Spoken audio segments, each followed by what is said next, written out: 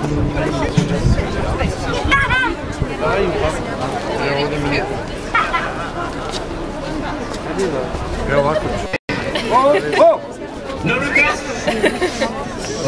got to play a song from the 60s. On va jouer une chanson des années 60.